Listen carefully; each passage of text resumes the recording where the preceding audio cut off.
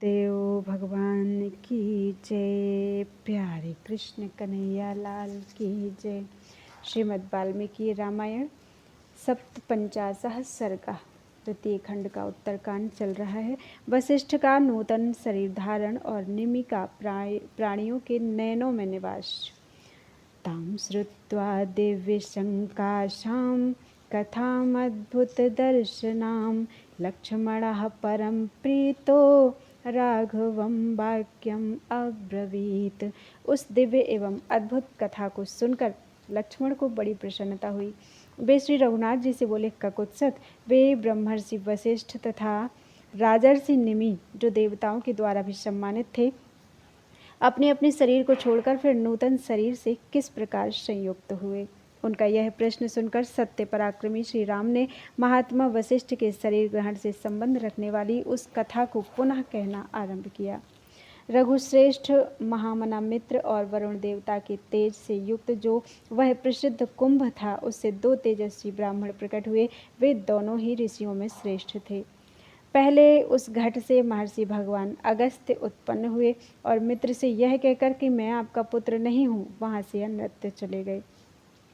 वह मित्र का तेज था जो उर्वशी के निमित्त से पहले ही इस कुंभ में स्थापित हुआ था। तत्पश्चात उस कुंभ में वरुण देवता का तेज भी सम्मिलित हो गया था। तत्पश्चात कुछ काल के बाद मित्रा वरुण के उस तेज से तेजस्वी वशिष्ठ मुनि का प्रादुर्भाव हुआ, जो इक्ष्वाकु कुल के देवता गुरु या पुरोहित हुए। सौम्य लक्ष्मण महातेजस्वी राजा इक्ष्वाकु ने उनके वहाँ जन्म ग्रहण करते ही उस अनिंद्य मुनि वशिष्ठ का हमारे इस कुल के हित के लिए पुरोहित के पद पर वरण कर लिया।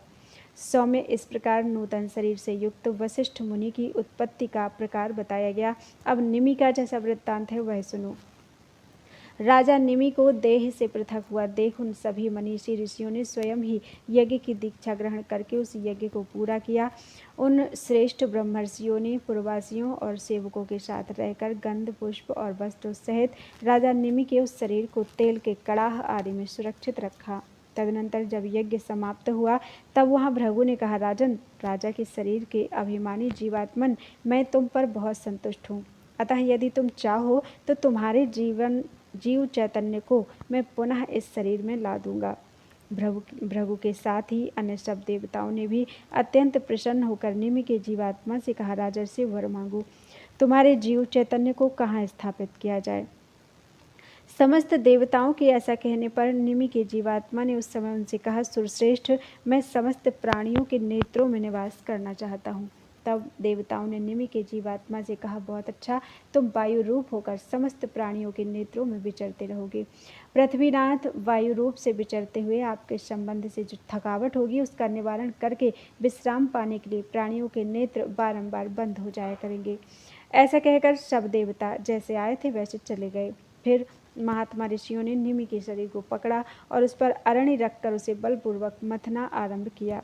पूर्ववत मंत्रोच्चारण पूर्वक होम करते हुए उन महात्माओं ने जब निमि के पुत्र की उत्पत्ति के लिए अरणी मंथन आरंभ किया, तब उस मंथन से महातपस्वी मिथि उत्पन्न हुए। इस अद्भुत जन्म का हेतु होने के कारण वे जनक कहलाए तथा विदेह अर्थात जीव रहित शरीर से प्रकट होने के कारण उन्हें वैदेह भी कहा गया। इस प्रकार पहले विदेह राज जनक का नाम महातेजस्वी मिथि हुआ, जिससे यह जनक वंश मैथिल कहलाया। सौम्य लक्ष्मण, राजाओं में श्रेष्ठ निमि के श्राप से ब्राह्मण वशिष्ठ का और ब्राह्मण वशिष्ठ के श्राप से राजा निमि का जो अद्भुत जन्म घटित हुआ, उसका सारा कारण मैंने तुम्हें कह सुनाया। बोलो वृंदावन बिहारी लाल की जय। इत्यार्षे श्रीमद् रामायणे वाल्मीकि आदि काव्ये उत्तरकांडे सप्तपंचाशः सर्गः। इस प्रकार से वाल्मीकि निर्मित आज रामायण आदि काव्य के उत्तरकांड में 57वां सर्ग पूरा हुआ। बोलो वृंदावन बिहारी लाल की जय। त्वदीयं वस्तु गोविंदम तुभ्यमेव समर्पितम्।